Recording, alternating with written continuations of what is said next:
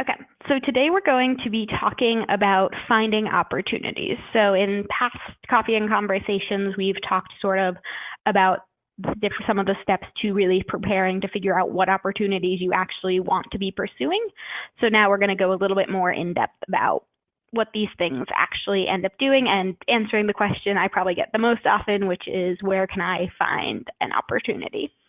The short and quick answer to this is that you can find opportunities everywhere.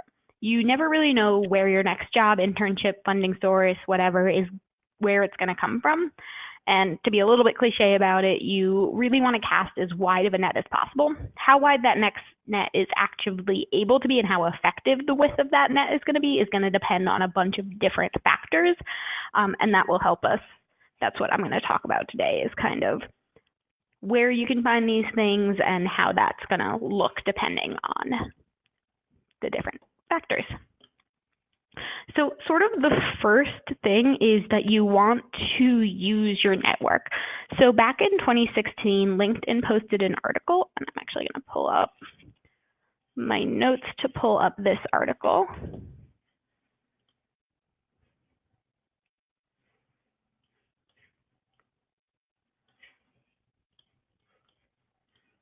So LinkedIn posted this article, and I'm going to put the link to this also in the chat if I can not accidentally erase it. That states that 85% of all jobs are filled via networking. So when they break this down even further in this study that they pulled from, that's whether somebody was actively looking for a new position or not. And across the board, networking was the primary means of actually finding that new opportunity. So that's people that were spending time also looking on job boards, kind of going through the regular channels, but their network was still invaluable in doing this. So how does this actually happen? How can your network help you get jobs? So there's two main reasons, if you really think about it, that a job is going to open up. Either somebody leaves a position or they've created a new position. In either instance, the knowledge of the change is going to be known by the people closest to the position, and also other people within the company are going to kind of know that this is coming up. So this means that the position can be filled internally by somebody going, ooh, I really want that position. I'm going to talk to the people in charge of that, or through a referral from somebody else in the company going, oh, I have a friend that's going to be awesome for that, before it's ever been posted on the internet. So even when a job is posted, there is often still internal or referred candidates also interviewing and looking for the positions, because people know people. If you know someone who is looking for a new position, or someone who maybe has a position, they're not actively looking, but they're a little bit unhappy with it, then they might reach out and be like, oh, hey, do you want this position? And then refer them to this. So how can you personally use your network to get these opportunities? You don't need to meet a million new people, but what you need to meet are people who are well connected and whose opinions matter in your field. Your peer who has the same track record as you do, that just started at a really great new company, isn't going to have as much sway as their bosses or their coworker that's been there for 5, 10, whatever amount of years. So it's definitely about understanding where people are within their careers and where their opinion falls within the company that you're looking at, or the greater career path that you're looking into as well. Because oftentimes specific career paths can also have small groups within them. If it's someone who's very strong in one of the professional organizations, then that's a great person to talk to. Someone who you see is showing up pretty often, that's a great person that you want to get to know at least a little bit. They don't need to become your new best friend, but they're the people who, if they say, oh yeah, I've talked to that person, I met that person, they're great, that's going to hold more weight than once more your entry-level friend being like, well, this is my favorite person ever. So networking can happen in a multitude of different ways. I've likely talked about these in a lot of the other videos. So some of the short bits of that is that you can go to a formal networking and industry event. Remember also though, and that's kind of the main crux that everyone thinks of with networking, but remember that your friends' coworkers, your friends' friends, those are also people that you can network with, that's an opportunity to network. So when your groups are intermingling, it's going to create a larger net of people you know and who may be willing to vouch for you. So your network is both personal and it's professional as well. It's your old coworkers, but it's also your cousins. It's your classmates. It's everybody that you have a chance to interact with at any given time. And then it's everyone that can be part of that group that will see that who you are and have a general update on what's going on with your life. So when you're looking for new positions, you want to let your network know. So the people that you add on Facebook, even if you're not an active Facebook user, even if you're not a super active Twitter user, if you're sometimes using it, adding people onto those networks can be really helpful so that when you're ready to look for new positions, you can let people know, like, hey, like looking for graphic design positions, if anyone knows anything. That gets a little bit tricky if you're friends with people that you're currently at work with. That's where Facebook filtering can be really handy about who actually sees certain posts. But if you post these updates about your employment on Facebook to see if people have leads, that's going to give them a chance to understand what you're doing it. So if you reach out to, you can post that on the social media. You can reach out to people you maybe haven't seen in a long time, grab a coffee with them, grab drinks with them.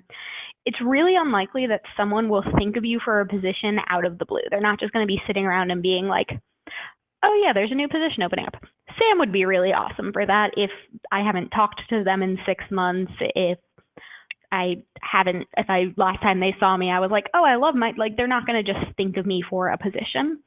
But if they've heard that you were looking recently, that is more likely to trigger a connection, or if they've met with you recently. So that's really why having a network and upkeeping your network when you're not just looking for a position can be really important, so that when you are ready to look for a position, people, one, are familiar with what you've been doing, but also are thinking of you on a more regular basis, that it's someone that, like, oh yeah, we talked recently and I remember this being a topic that we were talking about. Let me reach out to see if they're interested in this position.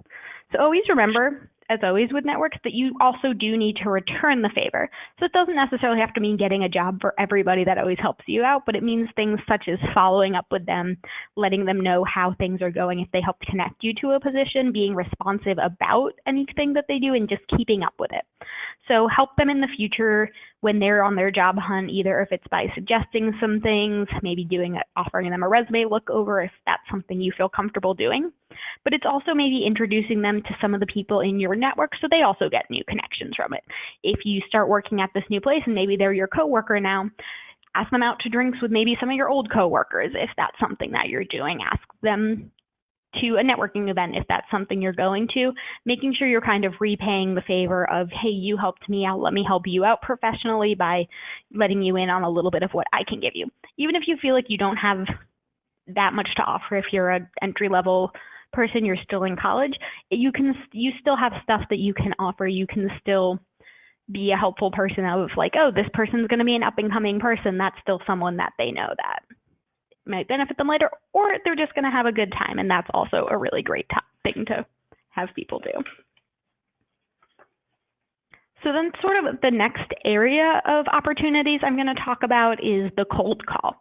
So this is another way of finding opportunities that the previous generation really calls a cold call. Today, it's not really called a call anymore because companies really don't want you to call them. So most of the time when you go to a company's website, there's a career page or some information about jobs, and I'll go over a lot of that later. If there isn't a job posted, it doesn't necessarily mean that that's the end of the line. They may not have posted something yet. Somebody might be about to give their 2 weeks notice, or maybe they have been talking about getting someone in for a certain position, but they don't really need it. It's not really the right time. They haven't found the right person yet. Well, in my experience, cold calling is probably one of the lower likely ways of being able to actually of hearing back from positions. If you are able to find a contact in the company, I would say using their website or through a personal contact that you have there, you can reach out to that person, let them know you're interested in the position, share your work, and they might get back to you. They might be able to offer you feedback. They might say, oh, we're not hiring right now, but we'll keep you in mind. They might go, we're not hiring full-time right now, but we would love to add you to our list of freelancers. There's a lot of different things that can come out of approaching somebody, even if they don't have an exact position for you right away. There's a similar version of doing this, something similar to this, but to a person in order to network. So I would recommend LinkedIn can also be really helpful for being able to connect with people at specific companies that you're interested in. Don't do this with the intent that the first message is, hey, I really want to work with you. Here's all of my information. If you're going to reach out to someone you don't know on LinkedIn, you're going to want to connect a note. You're going to want to find someone that is going to be more someone that you want to ask questions of rather than someone that you're just going, here's my stuff. If you're going to connect with LinkedIn, it's really about building that network once again. It's about building a connection, using that person to figure out if there's questions that they can ask of you, if you can ask them specific questions, so that you build a connection before you mention that you happen to be searching for a job right now. Because no one just wants someone to come up to them and start yelling that they want a job for that. But once you've gotten the back and forth, then it can definitely be mentioned a little bit later on.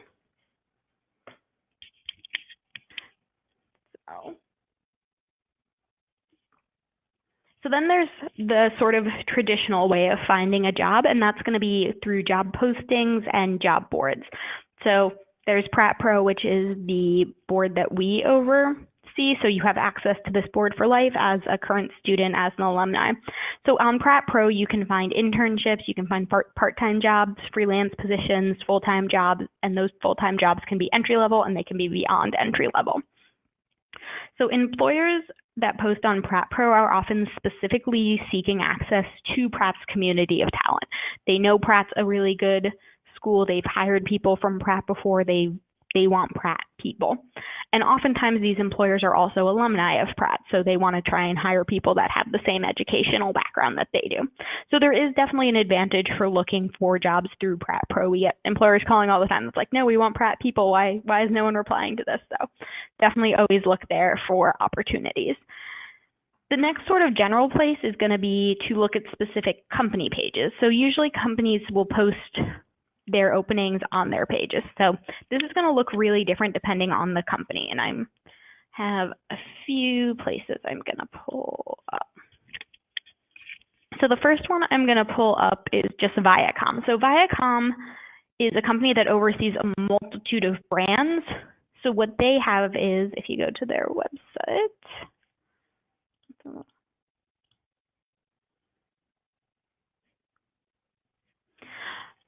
you'll see there's an area here that's specifically for careers, and this is for careers as a central hub for their brand. So you can look for specific Viacom, you might look for BET ones or Paramount. Theirs is a little bit more split down depending on if you're looking for one of these specific sub-networks, but basically all their positions will be under this one bigger holding company. So that happens a lot where there's a lot of brands out there that are actually overseen by a larger corporation. So you might go to their page. So like if I was to go to MTV for it as an example, and I wanted to work at MTV, if this will let me actually scroll down, if I go to jobs at MTV, I get sent to the Viacom career page. So the postings will go up there. That's usually as they come available. This is the type of thing where, as I said, you might be working against someone else who's also been recommended for the position. This is also where it's helpful if you know somebody within the company that they have also recommended you for the position, or at least let it be known that they know who you are. So then there's companies like Blizzard who are just what they are. They also will have a pretty standard career page where you'll be able to view openings and see what's available on their page. So then another example of where you might find this is there's companies such as Big, where once this loads up,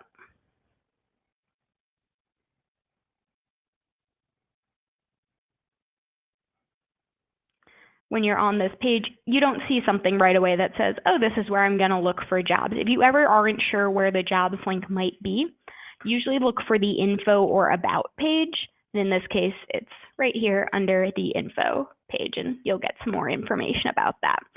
Some companies have very few don't always have vacant positions posted, it seems, or it can be a little bit difficult to find, or maybe they're just a really small company that doesn't actively hire people that often.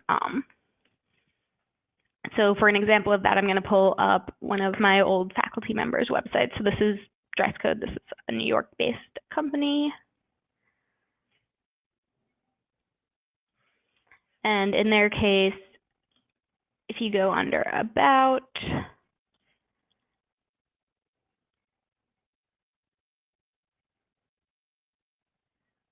this has changed recently.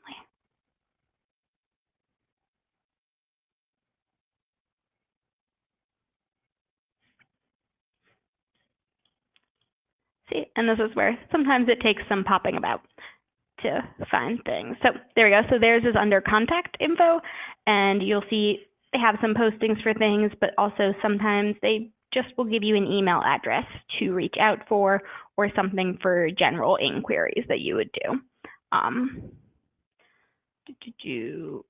So, and then as far as job boards go, so this is people will post on their individual sites, and yep, that can be a lot to have to look at every individual site for every company you're interested in. I definitely recommend it as being sort of the quickest way into being able to do that, but the other thing is using job boards. So PrepPro is a job board. There's also a million job boards out there. So there's ones that are really sort of broad job search places. So that's Indeed.com, where it's not really focusing on anything, but it's rather, hey, every job can kind of be here. I think it aggregates things from other websites to be able to put it here. And you would search something like this using keywords, where sometimes there's some other filters you can use within that. Using this, you're going to want to find new ways to narrow down your search. So that's going to be looking for what the potential job titles are going to be, what are specific things that you want to be doing within in your job. So if you're a designer and you're like, cool, well, I want to use Photoshop. I'm really good. I want to use that. I know that's something I'm going to use. You're going to end up with stuff that's going to have that in it, but also probably some other types of positions will get scattered throughout this as well. That is just going to happen with every job search. Nothing will ever be 100% accurate. So then you get also companies or job boards such as, so this is FindSpark. This is one I really like for internships and entry-level positions, where it's a little bit more curated. In this case, this is limited to where in the U.S. these are actually situated, their jobs, but also their general thing is that they work with like creative companies. What creative companies means is a continually growing thing, but it's a little bit less of an Indeed. It's a little bit, a little bit more closer to what you're getting to. And then there's things such as Coraflop.com, where it's very specifically towards design jobs. So this is in previous Coffee and Conversations, I've talked a little bit about joining professional organizations, things like that. So like the AIGA has a job board on it, and these are going to be specifically design-based jobs. So oftentimes the most closely related to what you're looking for is probably going to be on a really specific website, but those also tend to have a lot less jobs posted on them. And not everyone's going to think that that's where they should post this opportunity either. They might go, I'm just going to post it here. This is a bigger job board that I've heard that people use. So there's always kind of a mix of job boards you're going to want to look at, because just because an opportunity is posted one place doesn't mean it'll be posted in another place. And you'll also start to see, well, what are the quality or types of positions you're seeing in each board, and that'll also help you identify which board is going to be the right one for you. If you're really looking for like really savvy designy places, then AIGA might really be the place that you want to look, because that's where people that think about that are more likely to post in. That's definitely more my opinion on that, but they also might be posting on Indeed. They're also probably posting on their own website. So you can check in a lot of places. LinkedIn is also a great place to check. And then while you're there, you can kind of run a search to be able to see like, oh, and do I happen to know of anyone that currently works here? So I just want to take a moment as I go back to the presentation to just bring up that while I've focused a little bit more on job boards, jobs in a broad sense, in also more of a traditional sense, I do want to mention that opportunities in and of themselves could include open calls, grants, residencies. There's a lot of different things that opportunities kind of encompasses, but these same rules apply. You can look on a gallery to see if they have open calls. You can look at a foundation to see if they have open calls if they are offering any grants or any funding. You can look at an organization's site. And there's also boards where you can find opportunities around this as well. So for example, if you're looking for grants funding, there's the NIFA source website,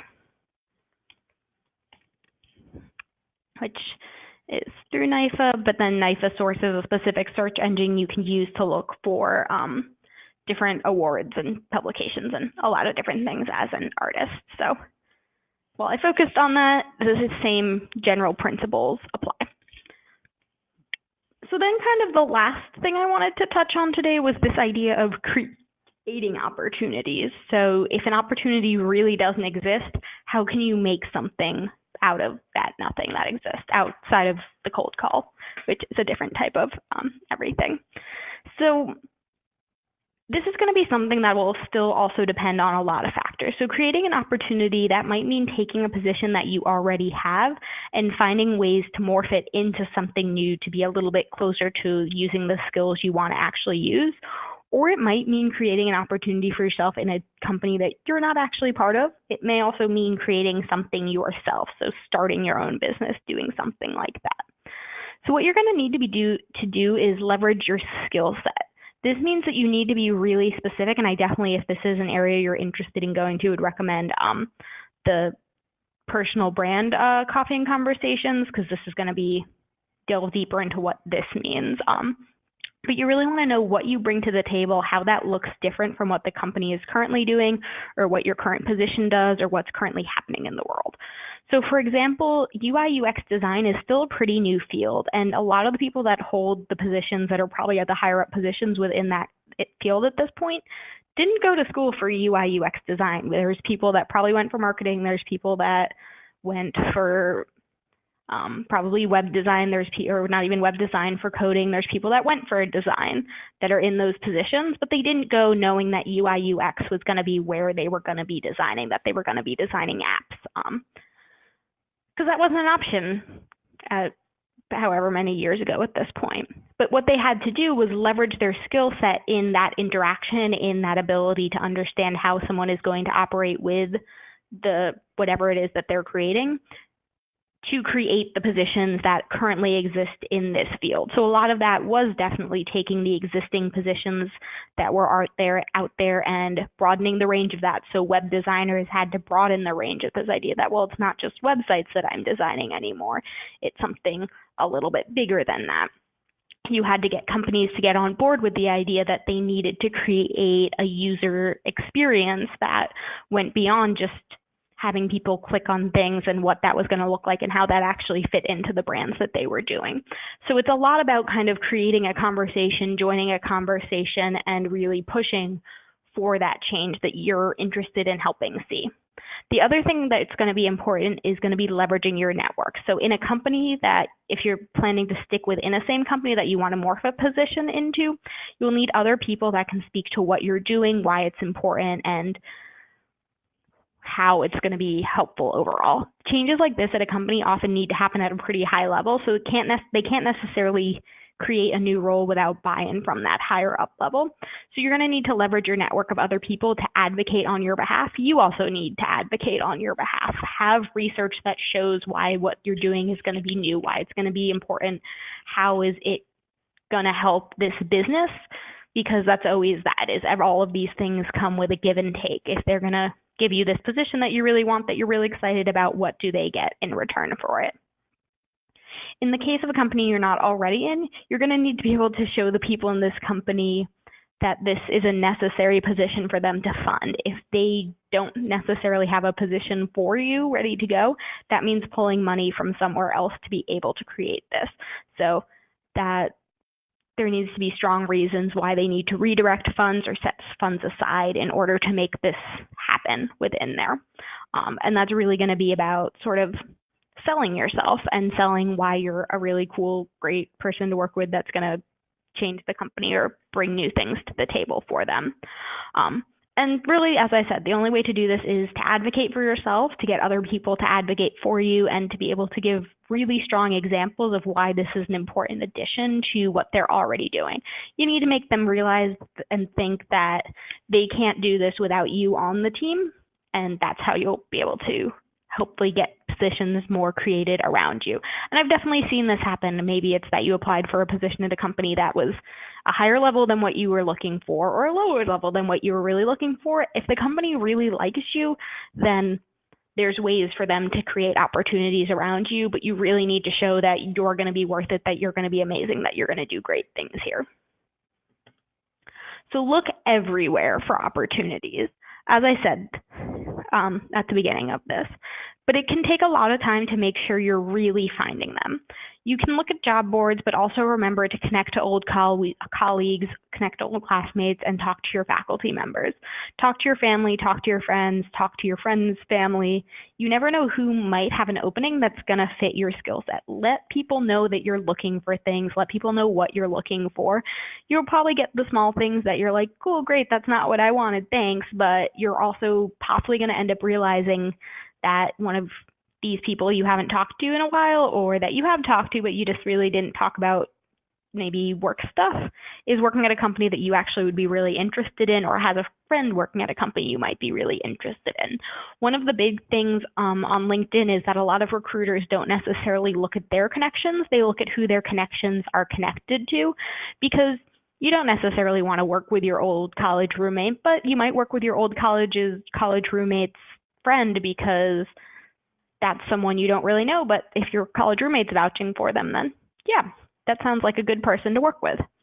And the last thing is, you're going to have to put yourself out there. Let people, as I've said, let people know you're working, let people see your work, and be ready for that sort of rejection or to not hear back from a place.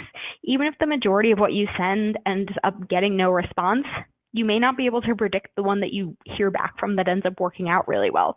I've known people who ended up working at Google through Craigslist ads. So it happens where you're not really expecting it. And the big thing is to not forget that, that it's not always going to necessarily happen through a job posting. Definitely go through job postings, but go through these other channels as well. Okay, so that's all I have to say for the day. So I'm going to go ahead and end this part of the webinar. And